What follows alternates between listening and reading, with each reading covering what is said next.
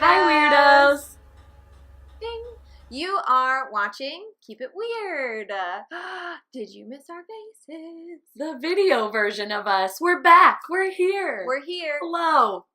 Ding, ding, ding, ding, ding. We're always doing the hand hits. Mm-hmm. It's really great. We may look rough. We may feel rough. We have been struggling today. We're trying to make ourselves look. I think this might be the first haircut video. It is. I chopped oh my gosh, hair. yeah. I don't know if you guys have ever watched our videos. It was like down to my rib cage, and it's real chopped. It's real chopped and it's real blonde. It's real blonde. Yeah. I know. We actually look like we have different hair colors now. Yes. I feel like we were normally just like the two separate brunettes. people. We're unique individuals. We now, are guys. unique individuals. Oh my god. I hope you've been listening to this season of our podcast, Keep It Weird, because boy, oh boy, has it been great. It's been so much fun really so good. far. It's been awesome. If I do say so myself. We want to give ourselves a little pat. It's been really good. It's been really great. It's been a great season, guys. I mean, not just because we have like new equipment and it sounds really awesome. Like we've had really great guests. We've had really fun episodes. Good stories. Great stories. We're so excited. Great stories. What? Oh gosh. I'm sorry, everyone. Sorry. We're way out of practice. Delirium is ensuing too. Yeah. Welcome to our new segment. This Week in Weird! Weird.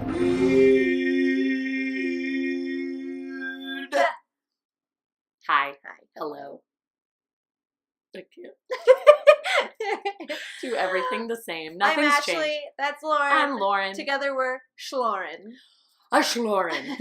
You have to say the A in like a Schloren. A weird like a sneeze. This is our new segment where we bring you all the weird stories around the world that we can find, usually on the interwebs. Mm-hmm. Actually, I don't know why I said usually on the interwebs. Always. Primarily, like, only on the interwebs. It's the only place we get literally where they come from. I think maybe one time someone sent it in, and guess where they found it? The interwebs. The interwebs, y'all. That's how it happens. What would we do without it? Even though I think on the last This Week in Weird video, I said we should cancel the internet. I know. Depends on the week. Sometimes I'm like, Sometimes I'm all for it. Well, I think when we were talking about kids eating Tide Pods, and it was like, we just need a break. And what's so funny, I just have to bring up Tide Pods for a second. When we released that story, it was like new news. Now it's all I hear about every single day is like a joke or a meme on Tide Pods, which luckily I think it's died out and people are just making fun of it now. But I was like, I thought that was such like a new thing I was uncovering, but lo and behold, it was truly everywhere. Maybe it was us that started it. That lit the It was literally only because of us with our 35 views on YouTube. It's probably like 40 by now. You're right. So. You're right. You're actually right. You guys should watch this more often. So today we're bringing you some crazy news stories. I have a really good one. So this is Banana Town. Are you ready? I'm ready for Banana Town. Recently, discovery was made in the archives of London's Science Museum. That is the most interesting, has to be the most interesting thing in that museum. No offense, London Science Museum. Just saying. Never been there. But this has to be your best object. Let's hear about it. So in 1957, 3 men were driving by the Silpho Moor near Scarborough, England, when they saw a glowing object light up the sky and crash into the ground. One of the men got out of the car to investigate the crash site and found a metallic saucer lying in the bushes. Oh. Of course, the government was pretty insistent that this was not a UFO. It's not a UFO. No, it's not. It's definitely not a UFO. But it caused a sensation in the UK regardless, because duh, of course it did. The saucer was studied and taken apart. It was covered in hieroglyphics. Weird. After it was pried open, a book made of 17 thin copper sheets, each one inscribed with additional hieroglyphics, was found. Okay. According to news articles at the time, a Scarborough cafe owner claimed to decipher the hieroglyphics as a warning from an alien named Ullo. Ullo? About atomic war. The message essentially read, "You will improve or disappear." Oh, gosh. Yeesh. This was 1957, so we've come a improved. long way. I think we've done well. Then, inexplicably, the saucer disappeared. No one knew who took it or So where it's it just went. gone. It was gone. No way. So, of course, like, it just prompted a bunch of people to speculate that it had been deliberately concealed or destroyed by, like, say, the government. Right. That would have been my guess. But just recently, 6 decades after its discovery, parts of the so-called Silpho saucer were found inside a cigarette box in the archives of London's Science Museum. Ooh. I know. So the object was identified by David Clark, who's a university lecturer and a consultant for the National Archives UFO project. So he's into this stuff. He wasn't like a stranger. He was giving a talk on the Ministry of Defense's UFO files at the Science Museum when a staff member came up to him and was basically saying, like, asked if he was aware that fragments of a flying saucer had been stored at the museum for decades. Did you know? And according to the BBC, this employee had stumbled upon the fragments while he was looking through folders connected to the aviation historian Charles Harvard Gibbs Smith. Hello. So it's super interesting, but not surprising that they were found in these folders. I actually looked him up. Charles was a British historian of aeronautics and aviation. Hold for plane.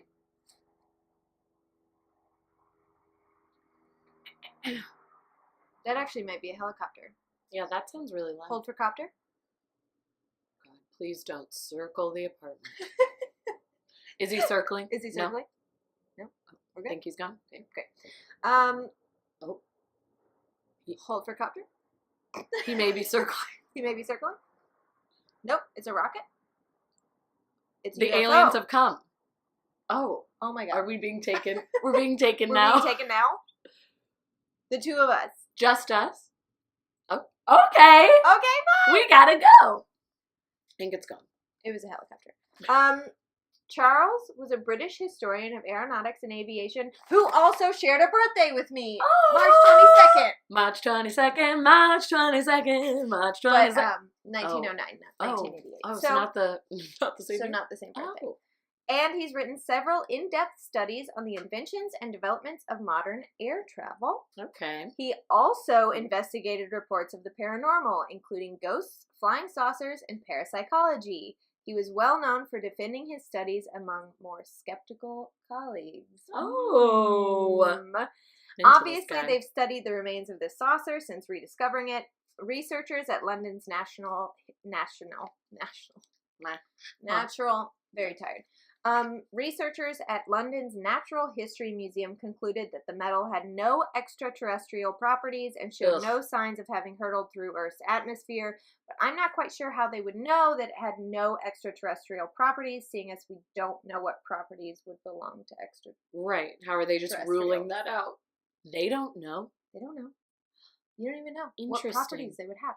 Or do you know? But they basically narrowed it down to nothing. They've narrowed it down to either a legitimate UFO in the actual sense of the word, which is unidentified object, or the most costly and well-organized hoax that has ever taken place. Seriously, if it is a hoax, like who went to that trouble? Who did this? My only question is, has anyone tried to shoot a Coke can off of it? Because that would tell us everything we need to know. Everything we need to know. Let's do it. Did you try shooting a Coke can off of it? Anybody try that? No? That's really crazy. And you don't know what you have. It is really crazy. I like it a lot. Yeah. I'm into it. I have a true crime story to bring to us all, to place in Colorado. At the end, we can say, what do you think happened? So a Colorado man was accused of killing 19-year-old Natalie Marie Bollinger, and he told police that he shot her after replying to her Craigslist ad seeking a hitman for herself. Oh, shit. Did you read this? No, but this has happened before, and it's it's crazy. Anyways. So before the killing, the man, Joseph Michael Lopez, age 22, tried to talk her out of this. He was trying to talk her out of suicide. Was he a professional hitman? That is what I'm not sure about. Because, here, we'll get into the story, and that's why, there can kind of be a discussion at the end, because I don't think this is, what he does. Well.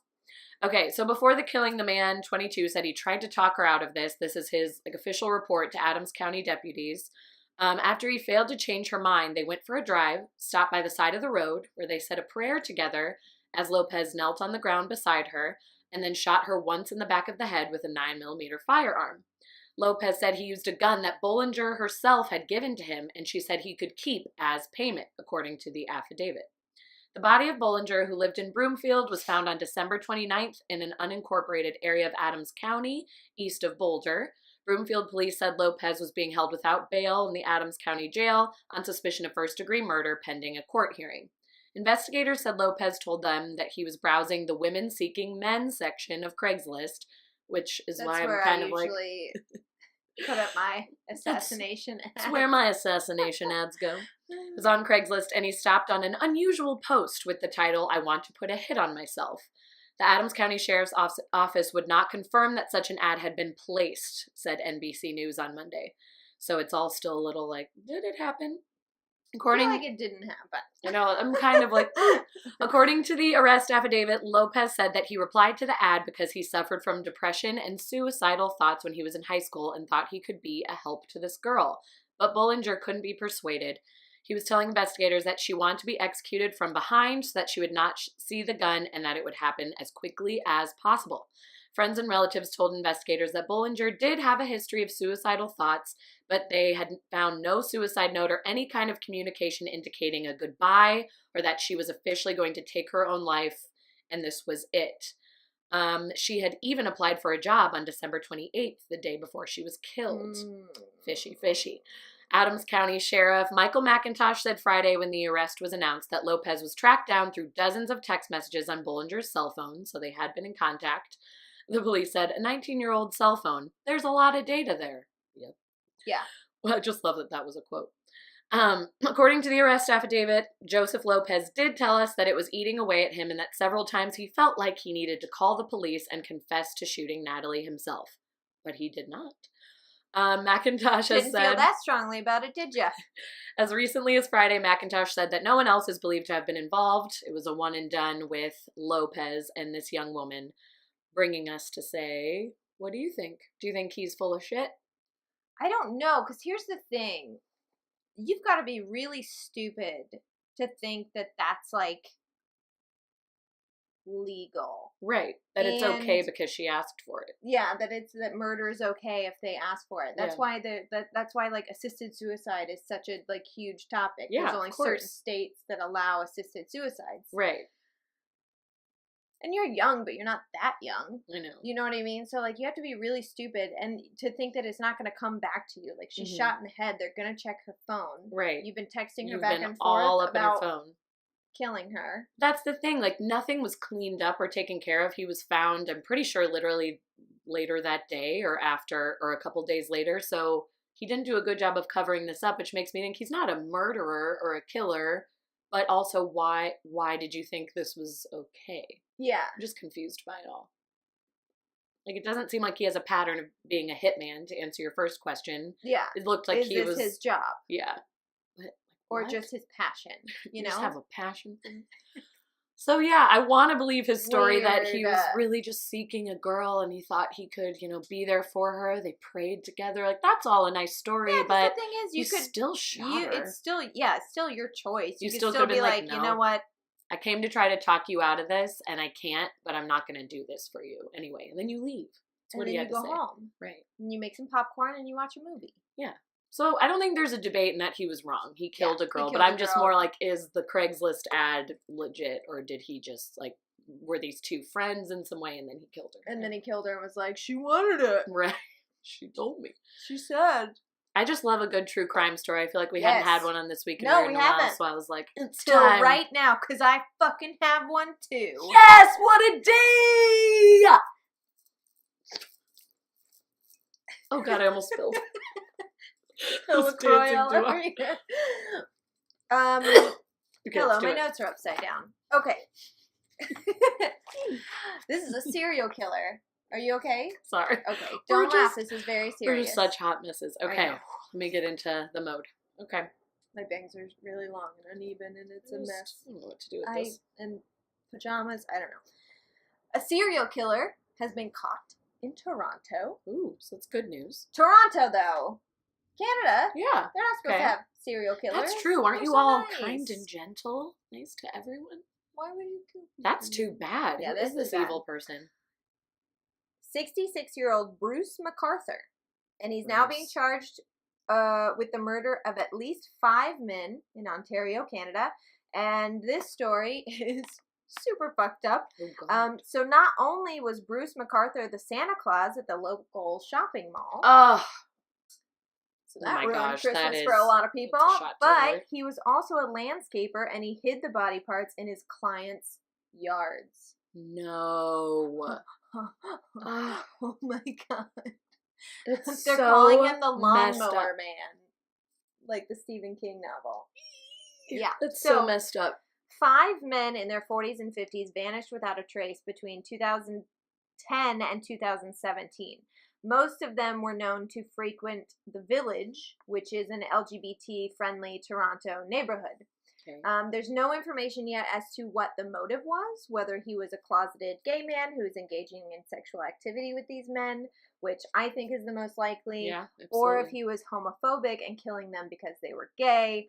I feel like those almost go hand in hand. Yes. He was pretending to be homophobic, but was maybe like wanting he was to like sleep going and like meeting these guys at bars. Like he was seen. These guys were seen. The last time they were seen was like leaving the bar with a guy. Okay, and then they disappear. So I think that he, I don't know. Haven't. You don't know. Yeah, he was just apprehended like last month. Okay. So we haven't uncovered a lot of stuff yet, but. I think it's more likely that he was engaging in sexual activity because it seems more like compulsive and to like dismember them. I feel like if you're homophobic and you're just like, I don't like gay people, you just like, it'd be like a drive-by shooting. Yeah, like this guy's an actual like serial killers most of the time have this compulsion and it's tied in with something sexual. Yeah, absolutely. So it makes a lot of sense. I'm not a psychiatrist or anything, but people in the community have suspected that there was a serial killer at large since 2010 when the missing posters started like stacking up. Multiple people went to the police with their suspicions, and they say that the police flat out told us no. So I don't know if the police were just didn't want to admit that there was a serial killer, or if they didn't want to like cause a panic, but the police were like, no, that's absolutely not what's happening. Interesting. And it was. So PhD student and researcher Sasha Reed, who is specializing in statistical analysis of missing persons and sexually motivated killers, was aware of the rumor that there was a serial killer preying on men in the city's gay village. And one night when she was doing some missing persons data entry, she discovered that the string of men who disappeared around the same place over the 7 years had pretty disturbing connections to one another. Okay. So she ended up discovering a pattern and offering to create a profile for the Toronto police, and they basically said thanks for the offer, but no, and like didn't allow her to contribute. But I think that maybe they were already onto something, because even though Bruce was just arrested like a month ago, he's been under surveillance since September. Okay. So I think they already maybe like had an idea that he was behind it. They began searching for bodies on the properties where MacArthur worked and found the remains of 3 different people in 2 of the planters in this yard. That's so horrible. Since then, they've removed 15 planters from 15 planters from 40 different places where MacArthur worked, yes. And on February 8th, the police announced that they found 3 more sets of remains, and only 1 man has been identified thus far. Jeez. Ugh. His friends, co-workers, and family are completely shocked. So far, pretty much everyone has said that there's nothing aggressive about him. He's a very nice person. He's Santa. He's Santa Claus. Like, how did he have this hidden life from everybody? That's what's the scariest about serial killers. Is Could that be this kind, the jolly thing is, man. there's some, there's people who, there's people like Ted Bundy, for example, where they're like, he was so charming, but there's still a handful of people that are like, yeah, but there was something. There was something about it. Something fucking weird. You know what I mean? But then it seems like this guy was so just far, this loving guy Santa seems Claus. like he was an angel, and all of a sudden he's a serial killer. I don't like it. And this is the craziest part that I'm very excited about, but like not really. This is a horrible story, but like super excited.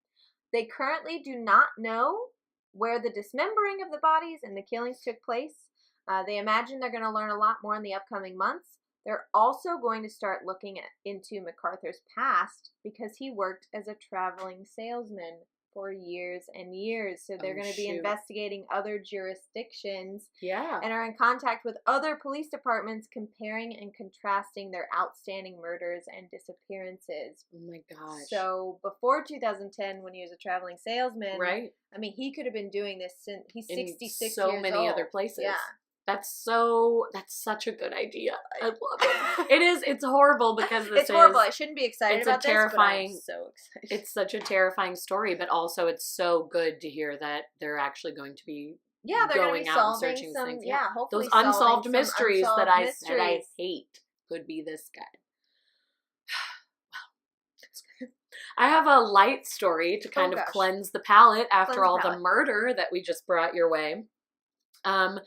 Goes along with what we've talked about in this podcast before, twins and how crazy they are. Twins are crazy. We talked about how, this is just kind of like a fun little story, but we talked about how identical twins are basically like a miracle when they happen, because fraternal twins are when they're actually like two separate babies just happening in the same womb, but identical twins are that split egg that just happens and nobody knows why. So I think identical twins are just crazy anyway. But there are two sets of identical twins who are getting married to each other, to the other ones, like the boys and the girls. I don't know if I like it, though. It's weird. I know it's a light. You said light. It is story, light. Like, I didn't say it's like the most romantic. It's a little weird, but which is why it's on This Week in Weird. But it's a lot lighter than what we've been talking about. Okay, so hold for belch. Let her rip.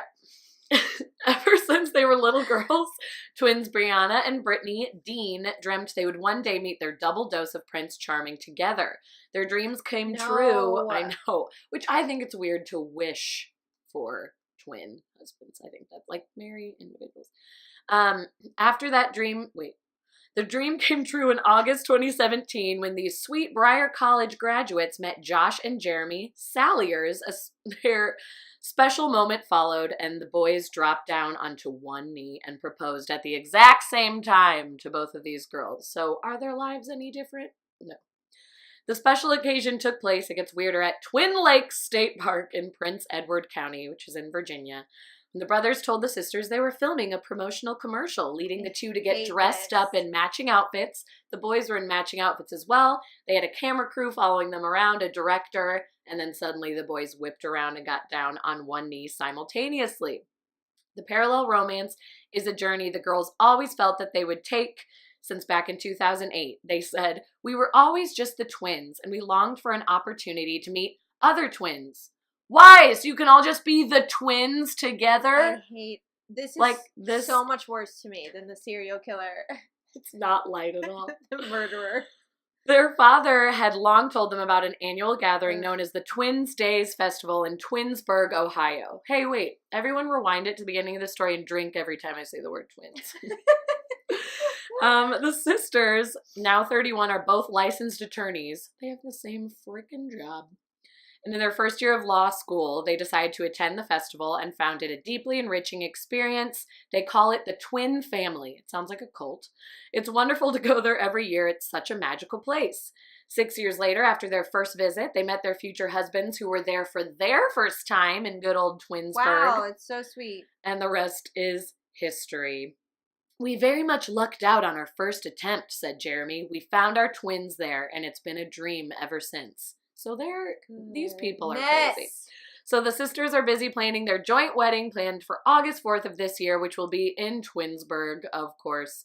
They're doing it at the same time, on the same day, because who's an individual? And that's about it. Okay. Do you have comments? I have a lot of comments. Questions? Several. Yes. They met in 2017? No. Oh. Well, the proposal happened in 2017, which I said in a very confusing manner at the very beginning. Because I was like trying to set up the story. Yes. Like, the twins had their dream come true in 2017. But they met, it's hard to say because it says they went for their first name. Oh no, they did. They did just meet last year. So they met and were proposed to in 2017. Twin soulmates? No. Technically, they're each other's soulmate. Right. So we don't know if they're the soulmate. I just think it's weird. I just don't like it. And like, I don't know. I'd rather Killer Santa. I'd rather have a Killer Santa. It seems like they met and it was immediate, like, well, we have to get engaged. Like, it was 2017, and now they're planning their wedding for 2018. So they didn't take any time. I feel like they, on both sides, were like, we just wanted to meet other twins, and we did. So I guess, like, let's just do it. Do you have a picture of these idiots? I do. They look like idiots, too. Like, you're going to be upset.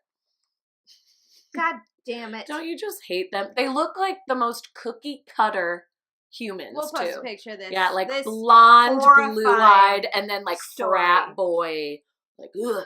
I love that you were like, I'm going to bring it on a lighter note. Okay, it's lighter than murder. It's not. Well, maybe not. It's not, because they're probably going to start committing double murders together as a couple. All right. It is very rare, I will say, of like maybe one cool thing. It's very rare for two sets of identical twins to find each other and marry. But that's because it's bullshit. It's because it's the worst. I just think it's weird. Also, I just have all these things to say. The reason that I consider this a weird news story, other than like the rarity of identical twins, but just like that both of them on both sides said like, hey, like we're identical. We don't want to be known as the twins anymore. But finding other twins only makes you more of the twins. Fucking weirdo. No offense to identical twins. You're not a fucking weirdo. I mean, I know identical twins who are great, but like this whole marrying other ones was so weird to me. And just like the Twinsburg and the Twin Lakes and the Twin Lakes. Like they just went to every twin destination. I'm like, you are the twins. That's all you'll ever be. They're really into it. Okay. I have to move on because I'm getting more and more upset the more we talk about it. So I have a surprise. Okay. I have a DERP corner. It's Ashley's DERP corner.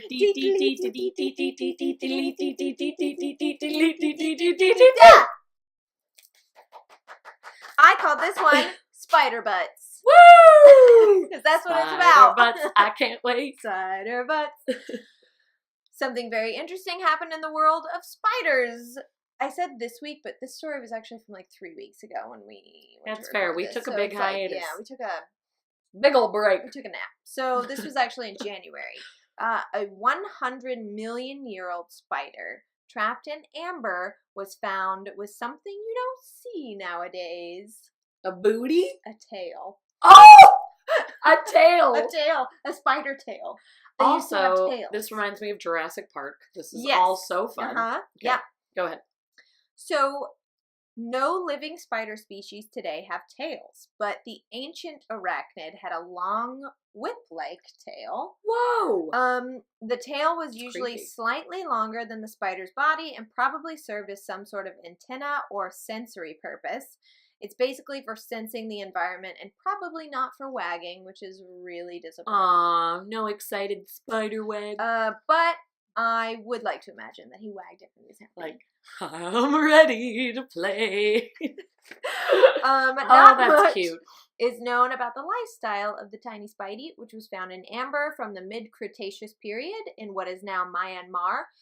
But it did have spinnerets, meaning it could weave silk. And the reason that this is super important is that all the previous spiders they have found from almost 380 million years ago with tails, apparently this isn't the first spider they found with tails, but it's the first spider I've known about with tails. Samesies. They did not have spinnerets. Spinnerets means that they produce silk, but not necessarily that they spun webs. It could have been simply for wrapping their prey. So it's another interesting step towards mapping out evolution. This new Spidey seems like it's in an intermediate form between past Spideys and today's Spideys. Past and today's Spideys. So they gained the silk and lost the tails. Okay.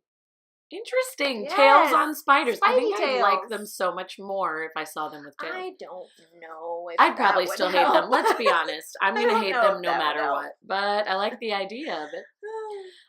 This is a pretty popular story at this point. Again, I was going to read this story a while ago when we were first going to record. I'm sorry, we've been gone. But this Wait, is this? Lauren's DERP Corner!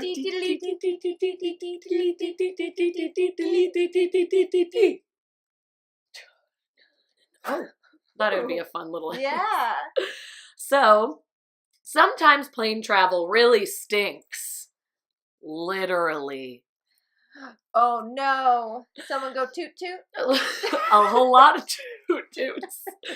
And again, you may have heard this story by now because it's been like all over Facebook and it's hilarious. Oh.